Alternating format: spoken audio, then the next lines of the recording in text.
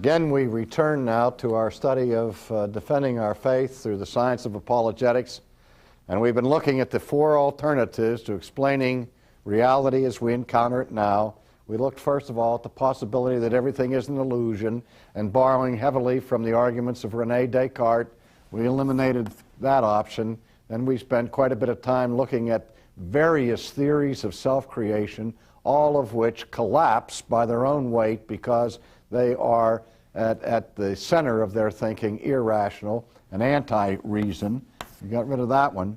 And we noticed that the two that are left both contain the idea of self-existence. And in our last study, I pointed out that if something exists now, the idea of something that is self-existent is not only possible, but rationally necessary. And then I made the distinction between that which is rationally necessary and that which is ontologically necessary. And I was saying that whatever it is that is the self-existent eternal something must be not only rationally necessary, but ontologically necessary as well. And I said that that squares with the Judeo-Christian understanding of the nature of God. However, I mentioned quite in passing that there are those who agree that something must be self-existent and eternal, but they argue that that self-existent eternal something is the universe and not God. And I want to take a look at that briefly in our discussions today. You know, it's certainly not a law of science. It still remains a theory, and the theories of origins of the universe tend to undergo changes and sometimes revolutionary upheavals from time to time. I mean, even in my own lifetime, we saw the advent of the Big Bang theory of the origin of the universe, which was not accepted at all when I was a high school student, but now has pretty much won the day. Although there are alterations within the scientific community with respect to views regarding the so-called Big Bang. But in simple terms, and please don't respond with more sophisticated definitions of that, because I realize there are more sophisticated definitions of it, but in simple terms, what you often hear in terms of describing the Big Bang is that there was a time in past history, 15, 18 billion years ago, give or take a few billion, that at that time, all that existed was what is described by some as a point of singularity. And this point of singularity involved the compaction of all matter and all energy that may currently be found in the universe. That is, all of the stuff of reality, at least in its nascent form, was compressed into this infinitesimal point of singularity. And that this point of singularity existed from all eternity in a state of organization. That is, it was compacted in a steady, organized, stable way. And then at some point, 15 to 18 billion years ago, this point of singularity, for reasons unknown to us, exploded. And out of that explosion came the combining together of certain gases and elements and so on to form other gases and to form the material universe as we know it today. Some have tried to trace the origin of the universe back to the last nanosecond of existence, going right prior, just right after the actual explosion itself. And again, the theory is that the universe now is in a state where everything is moving from organization to disorganization or equilibrium. Just as when something explodes and things move out from the center, they move away from their point of compaction or condensation into a equilibrium state of disorganization. That's why people say, that the universe is wearing down and at some point will implode into some black hole or some such thing.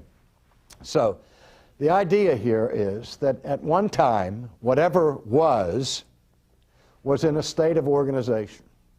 But now the basic laws of thermodynamics indicate that everything is moving towards a state of disorganization. Well, that raises all kinds of questions. The first question is if the state of nature is to move inherently towards disorganization, you have to ask the question how it became organized in the first place. And we would have to say that if it is moving toward disorganization, then it is moving from organization, and that organization was the original state of things, which is what the Big Bang suggests. Then, of course, the other law that we have to wrestle with is the simple elementary law of inertia. And the law of inertia teaches that things in motion tend to remain at motion unless acted upon by an outside force. And things that are at rest tend to remain at rest unless acted upon by an outside force. This, for example, law of inertia is what makes golf so difficult, and yet what makes golf possible. It makes it difficult because every golfer I know always wants to find the secret where he can hit the ball further than he currently is able to hit it. If he can hit it 200 yards off the tee, he wants to hit it 220. If he hits it 220, he wants to hit it 250. If he hits it 250, he wants to be able to hit it 300. Well, what happens is the ball begins at rest. It's placed upon the tee. And the golfer himself is at rest. And then he walks up to the ball, and the first thing he does is address the ball. He says, "Good morning, ball." And he takes his club, and then he swings the club. He sets the club in motion. And the club is in motion now, and that which is in motion hits that which is at rest and propels it down the fairway. But while the ball is moving, it is finding resistance from outside forces of the weight of the atmosphere, the friction of air against it. It lands on the ground, and it won't roll forever because the friction of the ground impedes the continued progress of the ball, and so finally the ball comes to rest again. Now, fortunately, there are these outside forces working against our efforts to keep the ball in motion.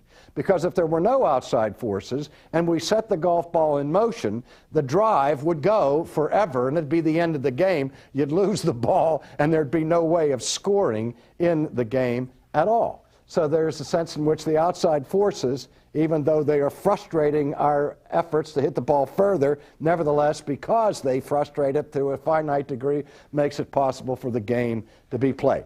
But the idea, again, is things at rest tend to remain at rest unless some outside force is applied to it. Or once it gets moving, it's going to stay moving unless its motion is retarded by some other outside force.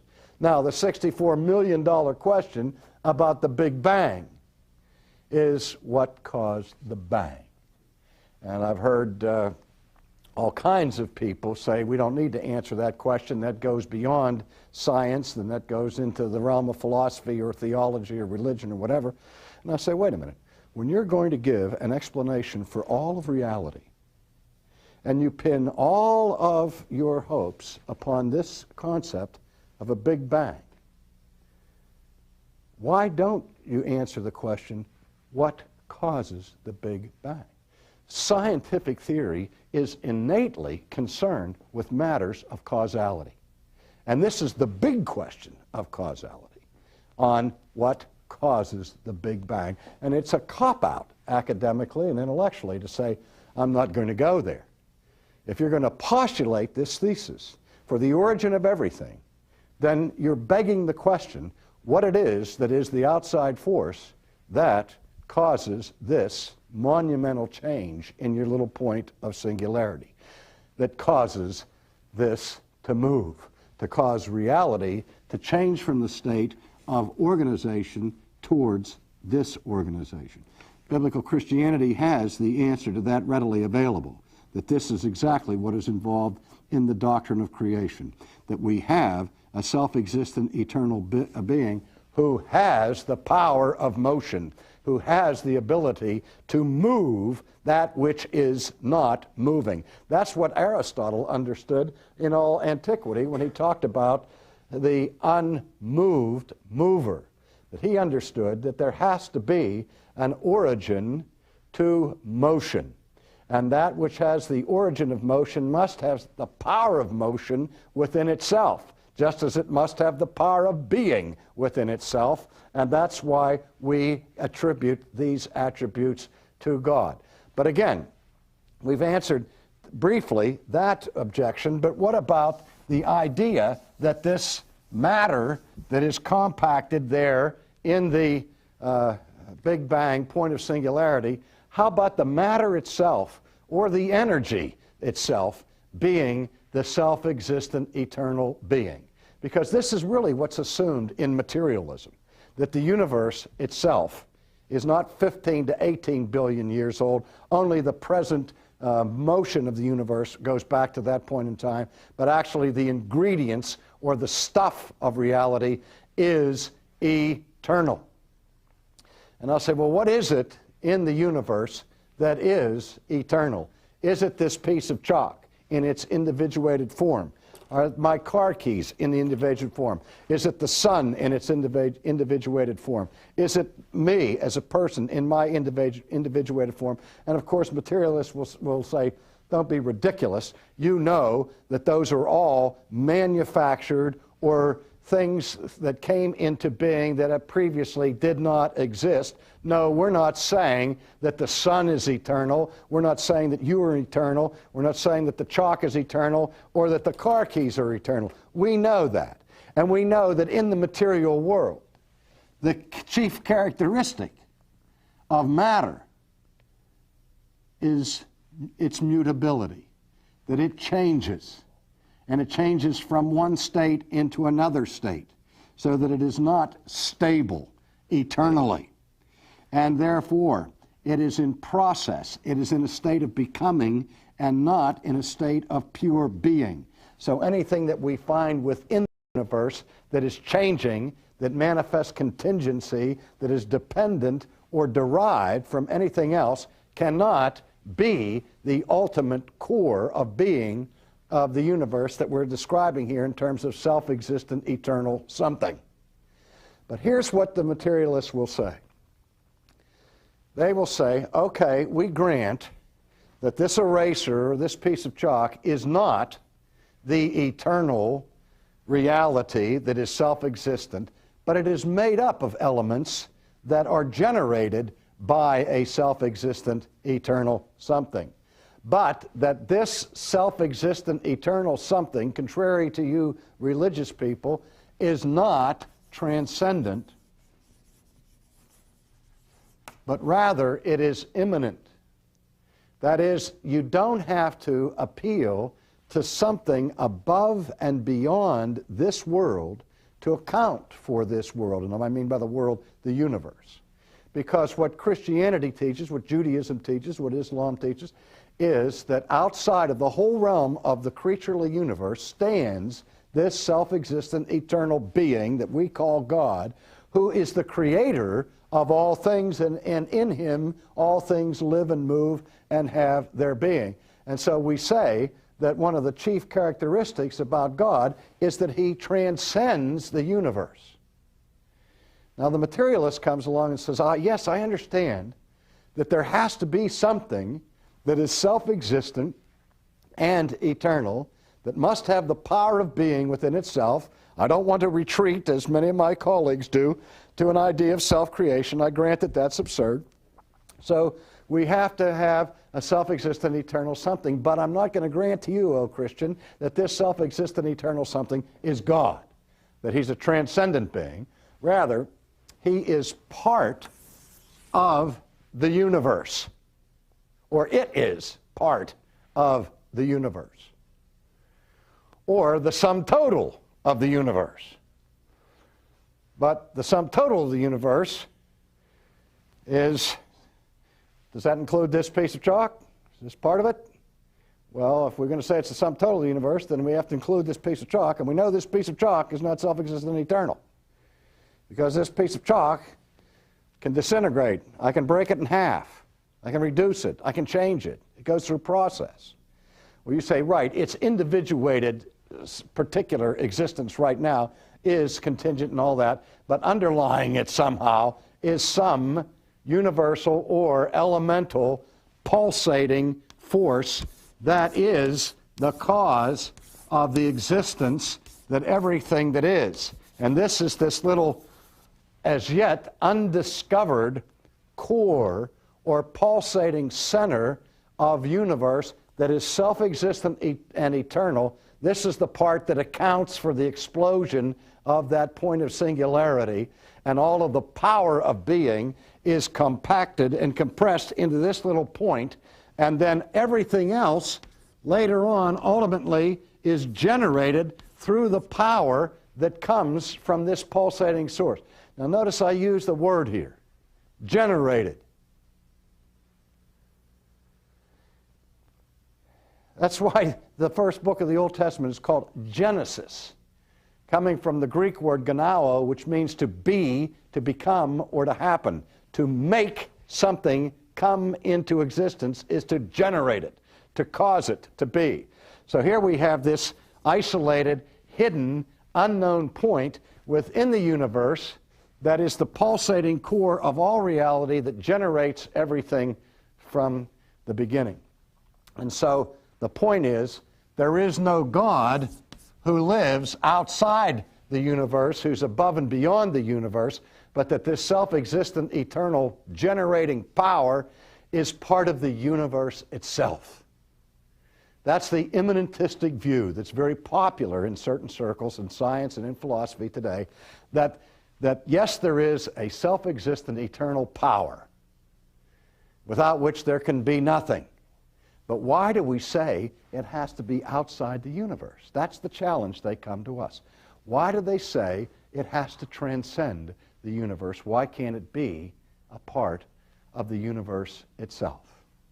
And my answer to that is it can be a part of the universe itself, depending on how you define universe.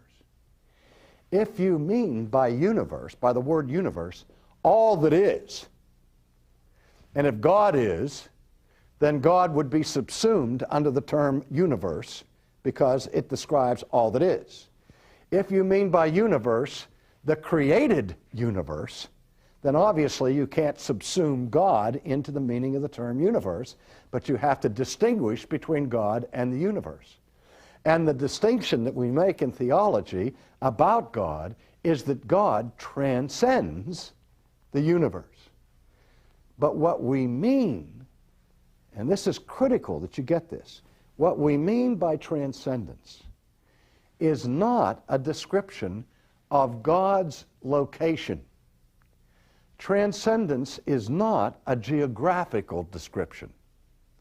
We're not saying that God is transcendent in the sense that He lives somewhere out there east of the sun and west of the moon. What is meant by transcendence in philosophy and theology is something is a higher order of being. That is, rather than transcendence being a geographical description, beloved, it is an ontological description. When we say that God is transcendent, we mean to say simply, He is a higher order of being than we are. He is a higher order of being than this chalk is. He's a higher order of being than the sun is. He's a higher order of being than pure energy is. That's what we mean by transcendence, that God is a higher order of being. We don't care where He lives. If you're saying that there is some unknown, invisible, immeasurable, pulsating point or core within the boundaries of the universe that is self-existent and eternal, from which everything else is generated, ultimately, what you're saying is that there is something here that transcends everything else out here.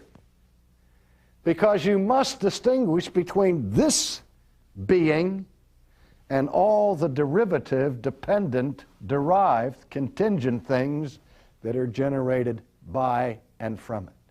Now we're just arguing over its name, whether the name of it is X or Yahweh. But no matter how you slice it, you're forced back to a self-existent, eternal being, from whose being and from whose power all things come into existence. Now, many Christians object at this point and will say to me, okay, we grant that philosophy and reason argues and demonstrates that you have to have a self-existent, eternal something. But how do we get from that to the God of the Bible? So far, all we have is Aristotle's unmoved mover. All we have so far is an abstract idea of self-existent, eternal being.